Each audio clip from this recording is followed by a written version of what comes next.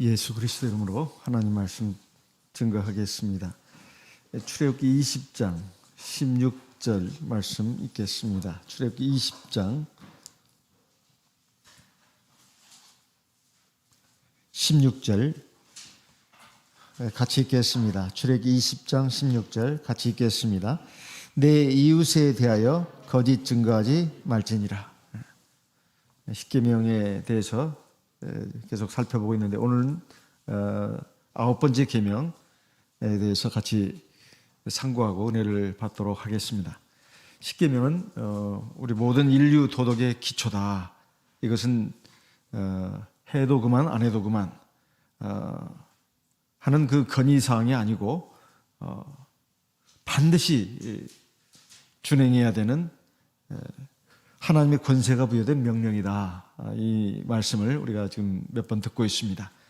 하나님께서 십계명을 이스라엘 백성들에게 주신 후에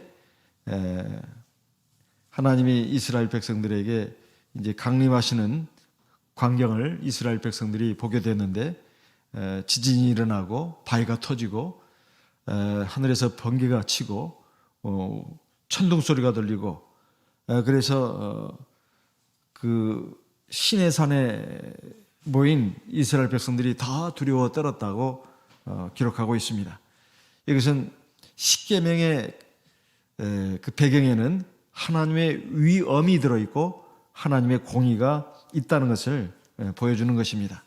그래서 하나님의 계명대로 지키면 복을 받고 그렇지 않으면 심판을 받는다고 하는 것이 하나님의 말씀에 기록이 되어 있습니다. 세상의 많은 문제들을 보게 되면 사실 이 십계명을 따라서 살지 않기 때문에 일어나는 문제들이 대부분이다 하는 것을 알 수가 있습니다. 지금부터 한 4천여 년 이전에 주어진 이 십계명을 오늘날도 모든 사람들이 지켜야 될 이유가 바로 여기에 있습니다. 이 십계명 중에서 제9계명에 대해서는 조금 오해가 있는 부분이 있습니다.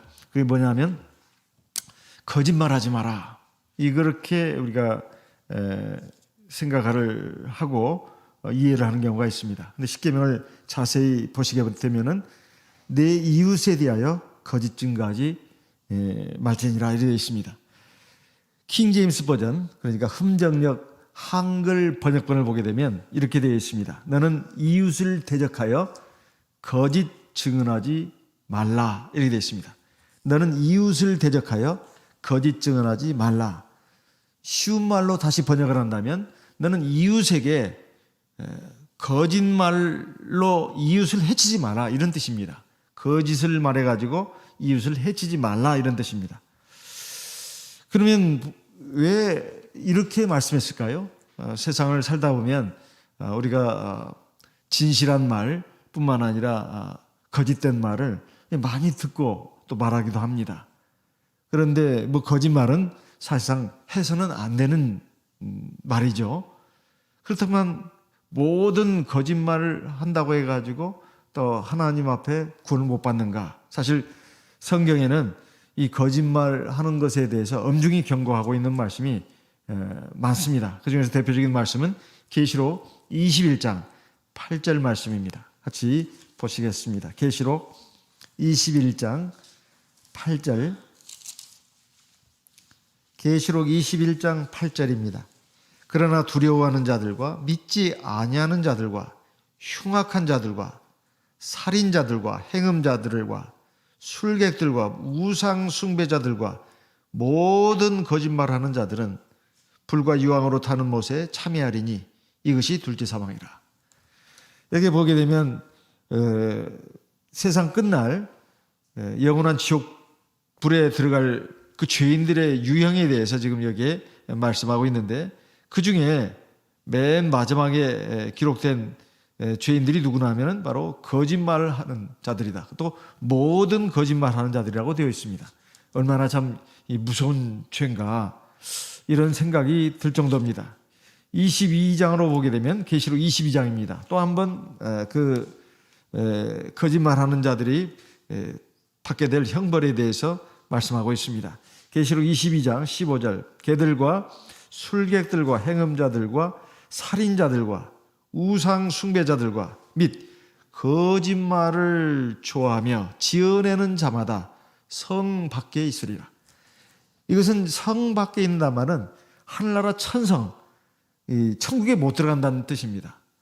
하늘나라 천성, 새 예루살렘성, 거기에 이제 못 들어가게 되는 자들을 지금 이렇게 말하고 있는 겁니다. 그럼 어디로 가느냐? 아까 말한 둘째 사망, 지옥의 불못에 들어가게 된다는 거죠.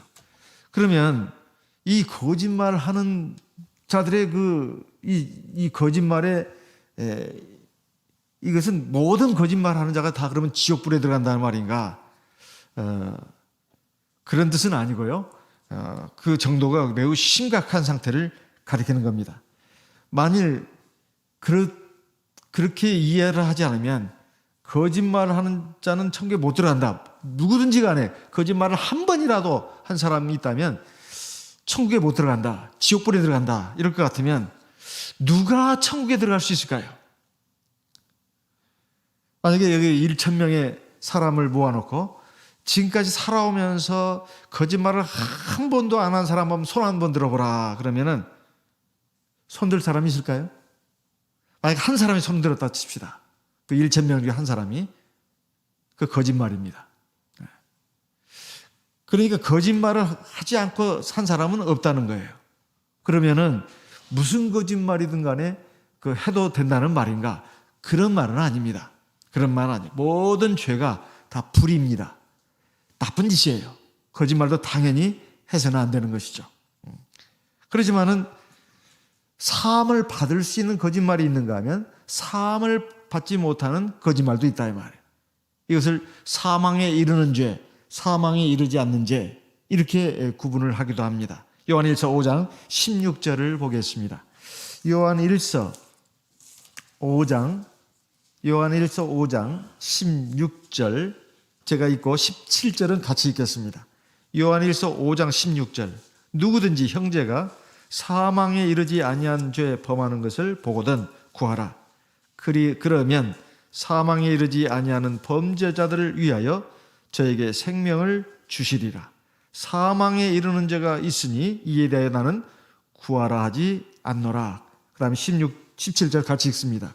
모든 불의가 죄로 돼 사망에 이르지 아니하는 죄도 있도다. 이것을 거짓말하는 것만 가지고 놓고 본다면 거짓말하는 것은 당연히 죄입니다. 그 죄도 아무리 가볍다 하더라도 계속 하다 보면 결국은 그것이 사망에 이르게 된다 이 말이에요. 모든 죄가 불이기 때문에 불의가 결국 장성하게 되면 결국 사망에 이르게 되는 거예요. 그래서 어떤 거짓말은 정도가 약하고 어떤 거짓말은 정도가 세고 이렇게 자기 나름대로 단계를 정해가지고 이 정도까지는 나는 거짓말하면 살고 이 이상은 내가 안 할 거야. 그것은 말이 안 되는 소리고 모든 거짓말은 다 불의입니다. 하지만 하나님께서 그 거짓말을 한 죄뿐만 아니라 그 밖에 모든 죄에 대해서도 내가 정말로 겸손하고 통회하는 마음으로 회개를 한다면 하나님께서 그 회개를 보시고 그 죄를 사하시는 겁니다. 그러면 아직 사망에 이르지 않은 거예요. 사망에 이르기 전에 돌이켜서 회개를 했기 때문에 하나님이 그 죄를 사하시고 다시 생명을 주시는 겁니다. 그래서 그 사망에 이르는 죄도 있고 사망에 이르지 않는 죄도 있다. 이런 말씀이에요. 특히 이제 거짓말로 다른 사람을 해치는 이것은 십계명에 아예 하나님이 못을 딱 박았습니다. 이웃을 대적하여 거짓 증언하지 마라. 이것은 이웃을 해치기 위해서 거짓말하지 마라. 이런 말입니다. 그래서 우리가 이런 의미에서 이 거짓말을 보게 된다면 대부분 다 자기를 이롭게 하기 위해서 또 다른 사람을 그로 인해서 또 해를 끼치는 이런 그 의도를 가지고 목적으로 거짓말하는 경우가 많습니다. 근데 그 거짓말이라고 하는 것이 사실과 부합되지 않는 것, 이거 거짓이라고 합니다. 사실 증명이 없는 것 또는 사실이 아닌 것, 이것을 거짓이라고 하는데 이것을 말함으로써 나는 이익을 취하고 상대방은 해를 당하게 되는 거죠. 이것을 지금 금하고 있는 것입니다. 여기에 대해서는 이미 하나님께서 십계명으로 말씀하셨을 뿐만 아니라 이제 모세 율법을 통해서도 말씀을 했습니다. 이 이웃에 대해서 절대로 거짓말을 해가지고 그 사람을 해치는 일을 해서는 안 된다. 특히 재판 과정에서의 거짓 증언을 하지 말라는 것도 말씀하고 있고요. 그리고 허망한 풍설을 지어내가지고 이웃을 해치지 마라, 이런 말씀도 있습니다. 먼저 이제 직접적으로 재판 과정에서 위증을 하는 경우를 이제 볼 수가 있는데요. 그보다 먼저 앞서 우리가 이 거짓말을 자꾸 이렇게 막 사실이 아닌 것을, 자기의 짐작이죠. 자기 짐작, 자기 판단도 해당됩니다. 또 남에게 들은 말도 해당되는 거예요. 자기가 여기서 선입견을 가지고 보았던, 아니면 남의 말을 들었던 사실이 아닌데 그걸 막 말하는 경우, 이것이 바로 거짓말이 되는 겁니다. 출애굽기 28장 1절, 2절, 3절 말씀을 보겠습니다. 이제 이웃에 대하여 거짓 증언하지 말라, 여기에 말씀을과 관련돼서 가지고 바로 나오는 말씀이 출애굽기 23장입니다. 출애굽기 23장 1절. 너는 허망한 풍설을 전파하지 말며 악인과 연합하여 무함하는 증인이 되지 말며. 허망한 풍설, 이것은 아까도 말씀드렸다시피 사실 증명이 없는 거, 증명이 안 됐어요. 그냥 자기 생각이고 느낌이고 판단입니다. 그리고 또 사실과 다릅니다. 이걸 허망한 풍설이라고 합니다. 이런 것을 갖다가 말하는 것, 주로 이제 어떤 사람에 대해서 평가를 하는 경우가 많죠. 저 사람은 이런 사람이야, 저 사람은 이런 사람이야. 어떤 사람의 모습에 대해서 자기의 어떤 그 생각을 말하는 거죠. 그리고 남에게 들은 말을 하는 것입니다. 이게 다 허망한 풍설이에요. 그러면 그 사람, 그렇게 한 말이 결국 그 사람에게 큰 상처를 줄 수 있습니다. 그 사람이 그걸 알게 될 경우에 누가 나에 대해서 이런 말했다 저런 말했다, 이것이 결국 안 나갈 수가 없거든요. 사람의 마음속으로 생각만 하고 있으면 느낌은 있지만 감히 뭐라고 말할 수 없습니다. 저 사람이 나를 안 좋아한다, 이거 느낌으로 알 수는 있지만 차마 말은 못해요. 왜냐하면 말을 안 했으니까요. 하지만 말을 하면서 큰 문제가 되는 겁니다. 말은 생의 바퀴를 불사르는 그 지옥불에서 나오는 불이라고 하지 않았습니까?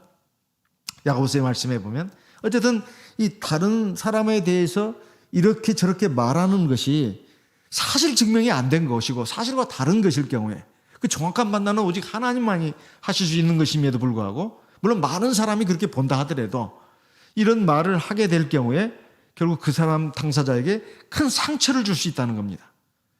그리고 이제 또 내 마음에 안 드는 사람이 살다 보면 있기 마련이에요. 나를 마음을 상하게 하고 나를 기분 나쁘게 한 사람, 이런 사람에 대해서 이런저런 말을 하게 되면 이제 그 사람이 그 자리에 없습니다. 그러면 내 얘기를 들은 여러 사람들이 어떤 생각을 가지게 되냐면, 그 사람 진짜 나쁜 사람인가 보네. 그러니 이렇게 이 사람이 말하지. 근데 이 사람만 또 말하는 게 아니라 이 사람의 말을 들은 사람이 또 말을 합니다. 그 사람은 이렇고 저렇고 말한다, 이 말이에요. 그럼 벌써 두 명이 되잖아요.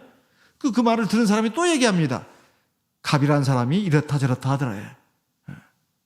이게 결국 자기가 들은 말을 가지고 또 자기 안에서 또 재생산을 하는 거예요. 그래가지고 남에게 또 얘기를 하는 겁니다. 그리고 결국 여러 사람들이 한 사람을 나쁜 사람으로 만드는 건 아주 식은 죽 먹기입니다. 식은 죽 먹기예요. 그래가지고 그 사람에 대해서 굉장히 안 좋은 평판이 일어나게 한다, 이 말. 사실 그게 전부가 아닌 경우도 있는데, 왜냐하면 더 경쟁 관계에 있는 사람이 이제 그 사람을 깎아내리기 위해서 하는 경우가 많거든요. 이해관계가 없는 사람은 그러질 않습니다. 이해관계가 있는 동종 어떤 집단에 있는 사람들 가운데 그 얘기가 자꾸 퍼져나가는 거예요. 이렇게 세상에서 보게 되면 그렇다, 그 말입니다. 그럼 그 사람에 대한 평판이 자기는 몰라요, 이렇게 나빠졌는지를. 근데 이제 어느 집단에 가보니까 싸해요, 분위기가. 왜 그런가 봤더니 이미 나에 대해서 상당히 안 좋은 그 말들이 이렇게 흘러 들어와서 나의 평판을 완전히 땅의 밑바닥에 끌어놓은 거죠. 이런 경우는 그에 대해서 사실은 인격적으로 굉장히 손상을 끼친 그런 죄악이라고 말할 수 있습니다. 이렇게 해서는 절대 안 된다는 것입니다. 특히 이건 하나님의 백성들에게 주신 말씀이에요. 우리가 십계명 그러면은 보통 뭘 생각하냐면 안식일 계명을 생각합니다. 우리 안식일, 왜냐하면 다른 교회는 안식일을 우리가 지키고 있잖아요. 그래서 우리가 십계명을 지키고 있는 양 착각을 하고 있는 경우가 많아요. 오랜 세월 10년, 20년, 30년, 40년 믿음 생활을 해오면서 우리가 다 십계명을 지키고 있는 줄 착각을 한단 말이에요. 그것도 날짜만 지킨단 말이죠, 사실은. 안식일에 와서 하나님 앞에 믿음과 신령과 진정으로 예배드리고 기도도 많이 하고 성경 말씀도 상고하고 그리고 믿음 안에서 참 하나님 보실 때 거룩하고 아름다운 교제가 이루어져야 되는데 안식일에 교회 와가지고 싸우고 안식일에 교회 와서 오락을 하고 안식일에 교회 와서 세상 그런 걸 가지고 막 갈등이 일어나고 이런 그 광경이라면 안식일을 날짜만 제대로 지키는 것이지 뭘 안식일을 거룩하게 온전하게 지켰다고 할 수도 없는데 여하튼 우리는 겨우 10계명 중에 안식일 계명만을 놓고 다른 계명들은 그냥 다 지키는 것으로 생각을 하고 있고 그렇게 착각을 하고 있는 경우가 있다 이 말이에요. 그래서는 안 됩니다. 사실 10계명 중에 어느 한 계명도 어느 것은 더 비중이 높고 낮고 그런 건 없습니다. 다 이렇게 유기적으로 연결되어 있는 계명이에요. 그래서 우리가 이건 뭐 말 조금 조심하면 되는 것이지 그렇게 생각하면 안 됩니다. 하나가 문제가 있으면 다른 것도 다 문제가 있는 거예요. 계명은 다 연결되어 있는 것입니다. 그래서 내가 지금까지 살아오면서 말을 내가 함부로 한 경우가 참 자기는 모릅니다. 자기는 몰라요. 남 말 잘못한 것만 생각을 하지 자기가 말 잘못한 것은 다 사람들이 다 생각을 안 해요. 이게 다 사람이 가지고 있는 취약점 아니겠습니까? 내가 사람에 대해서 함부로 내가 말하고 평가한 것이 참 지금까지 나는 그걸 의식을 못했는데 참 많았구나. 내가 제 구계명을 많이 어겼구나. 이걸 생각하고 하나님 앞에 회개해야 합니다. 그리고 이 계명을 우리가 잘 알고 깨달은 다음부터는 내가 이 혀를 잘 제어를 해야 되겠다. 근데 혀를 제어하기 전에 마음이 제어가 돼야 합니다. 마음이 누구 마음대로 제어가 되는 게 아니에요.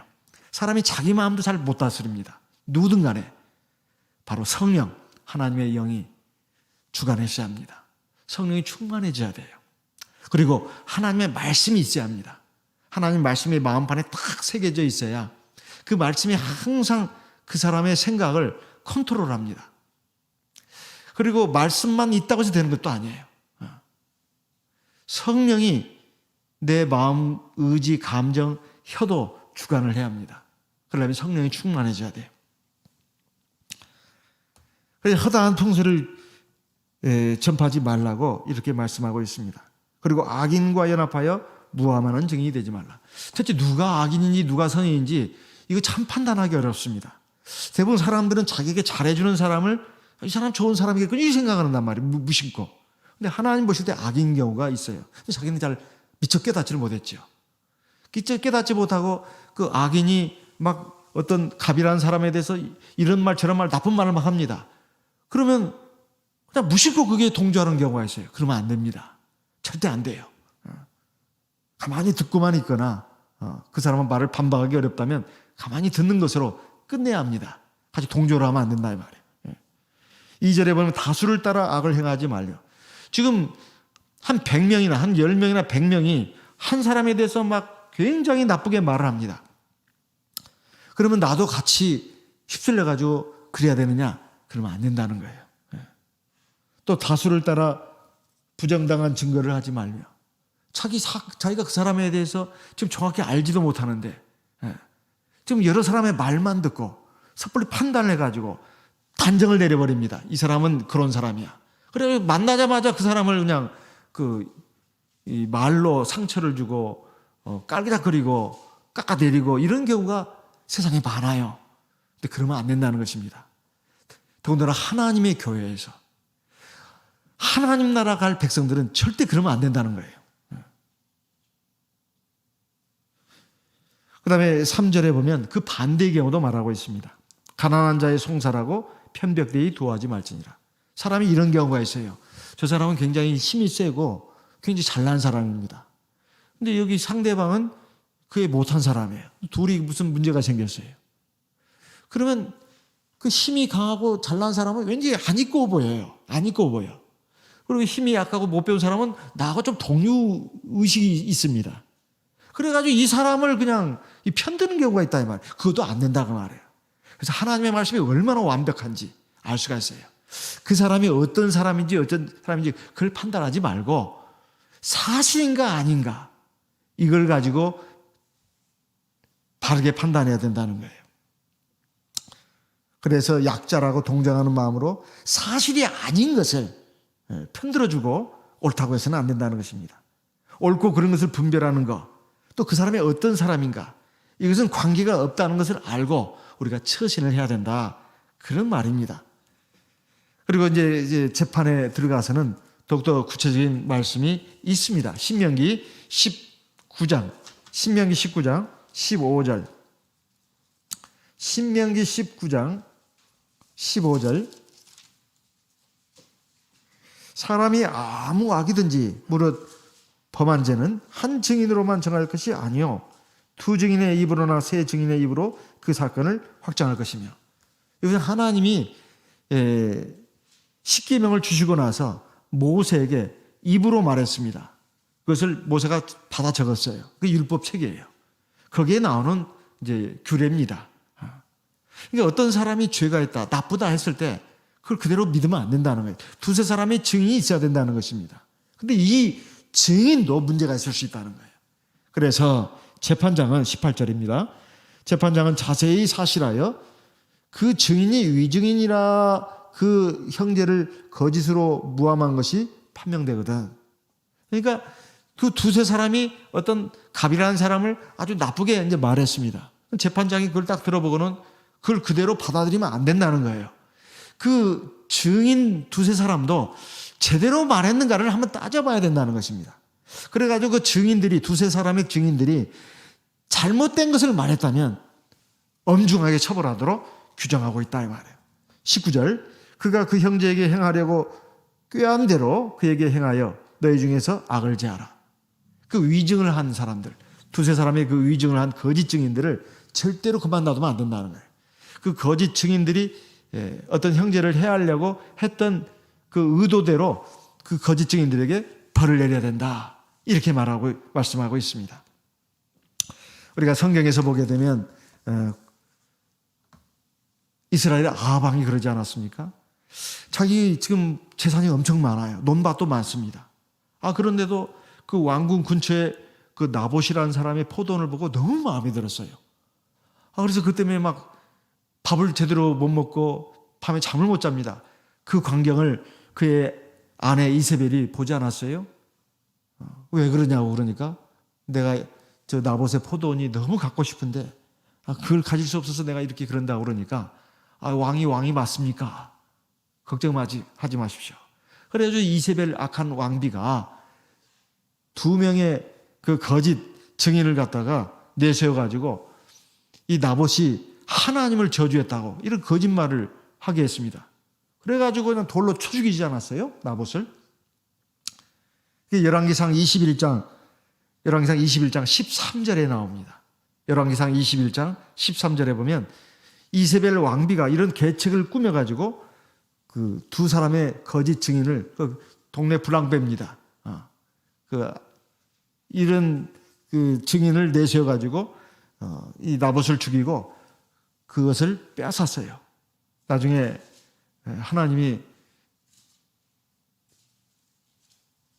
엘리야 선지자를 보내가지고 그 죄를 드러내고 개들이 와서 너희들의 피를 핥아먹으리라. 너희들은 비참하게 죽을 것이다. 그런데 그 말을 듣고 아합왕을 회개를 했습니다. 하나님이 용서를 하셨어요. 근데 이세벨은 회개 안 했습니다. 정말 그렇게 됐습니다. 비참하게 죽어가지고 개들이 와서 그 피를 핥아먹었어요. 그게 그대로 됐습니다. 예수님도 마찬가지 아닙니까? 대제사장을 중심으로 해가지고 예수님을 죽이겠다고 결심한 유대인들이 거짓 증인 두 사람을 내세웠잖아요. 우리가 들었는데 저자가 내가 이 하나님의 성전을 헐고 3일 만에 지으리라 했다는 것입니다. 이게 마태복음 26장 60절로 61절의 말씀이에요. 그래가지고 예수님을 그런 제목도 하나 추가해가지고 사형을 시키는 것이 맞다 이렇게 고소하지 않았습니까? 그러니까 이런 그 거짓 증인들이 바로 대표적인 예인데 꼭 그 사람들만 그렇게 악한 죄를 지었다고 할 것이 아닙니다. 우리가 사실이 아닌 말을 함부로 이렇게 말하는 거 특히 조심해야 합니다. 더군다나 자기에 대해서 나는 죄인이요, 나는 죄인 중에 괴수요, 사도 바울처럼 말입니다. 그렇게 자기를 낮추고 자기의 부족함을 드러내는 것이 아니라 남이 잘못됐다고 자꾸 이렇게 말하고 깎아내리고 하는 것은 이건 하나님 앞에서 제9계명을 범하는 죄를 짓는 것이다 이 말이에요. 그래서 유황불에 들어가는 사람들이 거짓을 지어내서 말하는 자들, 그리고 모든 거짓말하는 자들 이렇게 되어 있는데 사실은 이웃에 대해서 이런 악을 행하는 사람들을 말하는 것입니다. 우리가 살아오면서 우리가 약하기 때문에, 부족하고 어리석기 때문에, 또 하나님에 대한 믿음이 완전치 못해서 부지부식간에 이런 죄를 얼마나 많이 지었는지도 모릅니다. 이런 것을 생각해 보면서 이걸 가볍게 생각해서는 절대 안 되고 그렇구나, 내가 지금부터라도 다른 사람에 대해서 함부로 이렇게 정죄하고 비판하고 판단하는 말을 하면 안 되겠다, 결심을 해야 합니다. 그것은 누구를 위해서가 아니라 자기 자신을 위해서, 자기 자신의 구원을 위해서 그렇게 해야 합니다. 다른 사람들은 다 잠깐 있다가 다 지나가는 존재들이에요. 내가 그런 죄를 짐으로써 하나님 나라에 못 들어가고 유황불못에 들어간다고 할 것 같으면 이거 얼마나, 이건 참으로 참혹한 일이 되겠습니까? 근데 이 거짓말이라고 하는 것이 대체 어디서부터 나온 것이냐? 마태복음 8장, 요한복음 8장 44절을 보시겠습니다. 요한복음 8장 44절. 요한복음 8장 44절입니다. 요한복음 8장 44절. 너희는 너희 아비 마귀에게서 났으니 너희 아비의 욕심을 너희도 행하고자 하느니라. 저는 처음부터 살인한 자요, 진리가 그 속에 없으므로 진리에 서지 못하고 거짓을 말할 때마다 제 것으로 말하나니 이는 저가 거짓말장이요 거짓의 아비가 되었습니다. 거짓말을 하는 사람의 아버지는 누구냐? 마귀다. 이 주님의 말씀에 의하면 결론이 그겁니다. 거짓을 말하는 사람, 거짓말하는 사람들의 아버지가 있는데 바로 마귀라는 거예요. 거짓말하는 것이 굉장히 심각한 그 원인입니다. 사실 하나님은 참이시다 이 말이에요. 그러니까 거짓말을 한다고 하는 것은 하나님 반대편에 있는 마귀와 같이 서는 거예요. 그래서 잠언 12장 22절에 보면 거짓말한 자는 하나님께서 미워하신다.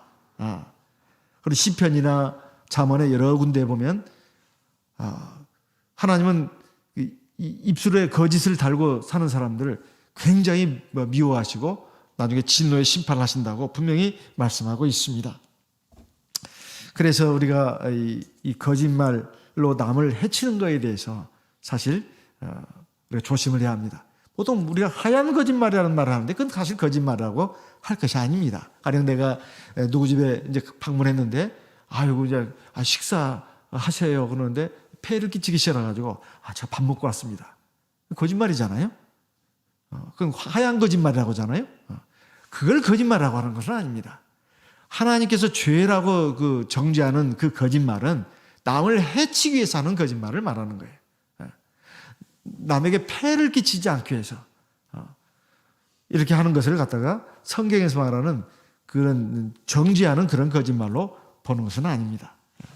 그럼 우리가 어떻게 하면 그런 거짓말하는 것을 막을 수 있는가? 우리가 아까 예배 시간에도 들었습니다마는 우리의 마음을 하나님의 말씀과 성령의 능력이 붙잡도록 해야 합니다. 하나님의 말씀을 늘 읽고 묵상해야 되는 이유가 거기에 있어요. 두 번째는 하나님 말씀만 많이 머릿속으로 안다고 해서 되는 게 아니에요. 아는 건 많은데 입이 삐뚤어진 사람들도 굉장히 많습니다. 정말입니다. 입이 삐뚤어진 사람들이 많아요. 그것은 그 안에 머릿속에 지식은 있는데, 하나님 말씀에 대한 지식은 있는데 그것이 피와 살이 안 된 거예요. 그리고 그럴 능력이 없습니다. 성령이 약하기 때문에 그래요.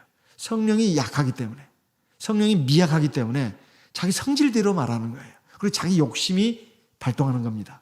미움, 시기, 질투가 작동을 하는 거예요. 그래가지고 어떻게든 상대방을 깎아내려야 되고, 사실이 아닌 말도 막 부풀려서 말해야 되고, 이런 것이 막 나오는데 그걸 제동을 못 걸어요. 사람은 양심이 약합니다.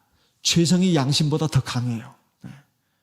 그러니까 자기 양심만 믿고 사는 사람들은 어리석은 사람들입니다. 하나님을 믿어야 합니다. 하나님의 능력을 믿어야 돼요. 그리고 하나님의 능력을 힘입어야 합니다. 그래야 내가 죄를 이길 수가 있습니다. 요한일서 5장 20절 말씀, 요한일서입니다. 요한일서 5장 20절, 요한일서 5장 20절 같이 읽어보겠습니다. 요한일서 5장 20절입니다. 같이 읽겠습니다. 또 아는 것은 하나님의 아들이 이르러 우리에게 지각을 주사 우리로 참된 자를 알게 하신 것과 또한 우리가 참된 자 곧 그의 아들 예수 그리스도 안에 있는 것이니 그는 참 하나님이시오 영생이시라. 우리는 예수 그리스도 바로 참된 자, 참이신 하나님 그 안에 우리가 있다는 거예요. 그렇잖아요? 바로 우리가 성령 안에 있고 또 성령은 내 안에 있지 않습니까? 내가 하나님, 참 하나님, 주 예수 그리스도 안에 있고 참 하나님 주 예수 그리스도가 성령으로 내 안에 있다는 것을 안다면 이걸 잊어버리는 경우가 많죠. 안다면 절대 거짓말할 수가 없어요. 왜냐하면 내 안에 있는 성령이 굉장히 근심하십니다. 때로는 노하셔요. 때로는 슬퍼하십니다. 그래서 우리는 정말 내 안에 성령, 참 하나님, 주 예수 그리스도가 있다는 걸 알고 내가 또 참 하나님, 성령 안에 있다는 걸 알고 내가 참 참되게 행해야 되겠다. 하나님이 내 말하는 거 다 듣고 있다. 그리고 이것이 다 나중에 내가 옳은 말 한 것도 잘못된 말 한 것도 하나님이 다 심판의 자료로 삼습니다. 우리가 이걸 안다면 절대로 말을 함부로 하면 안 됩니다. 특히 잘못된 말, 특히 남을 해치는 말을 해서는 안 된다는 거예요. 에베소서 5장 8절로 9절 말씀을 보겠습니다. 에베소서 5장 8절 9절입니다. 에베소서 5장 8절 제가 읽고 9절 같이 읽겠습니다. 너희가 전에는 어두움이더니 이제는 주 안에서 빛이라. 빛의 자녀들처럼 행하라. 9절 같이 읽습니다. 빛의 열매는 모든 착함과 의로움과 진실함이 있느니라. 우리는 빛의 자녀다. 하나님 빛이시잖아요. 그 빛의 열매 중에 하나가 바로 여기 보니까 진실함이라고 되어 있습니다. 거짓을 말하지 않는 것. 그리고 여기 보니까 또 의로움도 있어요. 의롭다는 것은 불의가 없다는 것이죠. 그리고 또 착하다고 되어 있어요. 정말 내가 하나님, 빛이신 하나님의 자녀라면 내가 착해야 합니다. 그러면 남을 해치는 말을 할 수가 없어요. 설령 남이 나쁜 사람이라 하더라도 내가 다른 사람에게 그 사람에 대해서 이러쿵저러쿵 나쁘다고 자꾸 말하고 다닌다면 이건 빛의 자녀라고 할 수가 없죠. 빛의 자녀가 아닙니다. 그리고 사실이 아닌 말을, 자기의 느낌과 판단인 것을 말한단 말입니다. 이건 진실이 아니죠. 거짓을 말한 겁니다. 빛의 자녀가 아닙니다. 또 그게 의로운 행동이냐 이 말이에요. 요셉은 자기 주인의 아내가 자기를 그렇게 집요하게 유혹을 했는데 그걸 말하지 않았습니다. 왜 그랬을까요? 요셉이 착한 사람이기 때문에 그래요. 그 가정의 행복을 깨고 싶지 않아서 또 의롭기 때문에 그렇습니다. 또 진실하기 때문에 그런 거예요. 그래서 착한 사람은 의로운 사람이고 의로운 사람은 또 진실한 사람입니다. 이런 사람들은 책망받을 일도 하지 않는다 이 말이에요. 11절에 보니까 너희는 열매 없는 어둠의 일에 참여하지 말고 도리에 책망하라. 우리가 이런 사람들이 모여가지고 어떤 사람 완전히 그냥 깔아뭉개는 그런 험담을 하고 비방을 하는 뒷담화를 하는 그런 자리에 있을 때 거기 참여해서는 안 된다는 거예요. 참여하면 안 됩니다. 그것은 열매 없는 어둠의 일에 참여하는 거예요. 그 참여하면 안 된다는 거예요. 도리어 책망을 하는 것입니다. 그러지 마세요. 그러든가 아니면 자기 자신도 내가 왜 여기 와 들어와 있는가. 자기 자신을 꾸짖어야 된다는 거죠. 내가 잘못했구나. 이렇게 해야 됩니다. 그래서 12절에 보면 저희의 은밀히 행하는 것들은 말하기도 부끄러움이라. 13절 그러나 책망을 받는 모든 것이 빛으로 나타나느니 나타나는 것마다 빛이니라.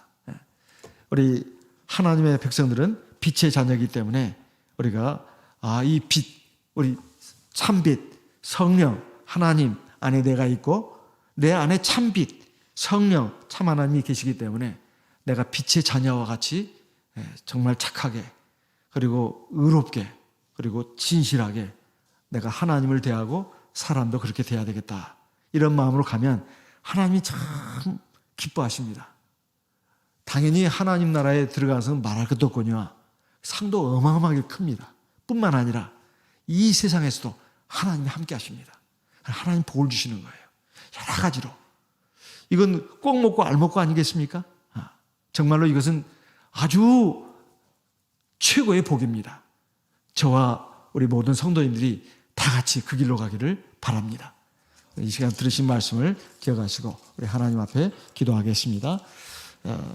병으로 어려움을 겪고 계시는 우리 성도님들을 위해서 기도하겠습니다. 이미 수술을 받으신 성도님들, 그리고 또 회복 중에 있는 성도님들도 계시고 또 혹여 수술을 받을 예정으로 계신 성도님들도 계실지 모릅니다. 그분들까지 다 포함해서 우리 하나님께 기도하겠습니다. 다 같이 성령으로 기도하겠습니다.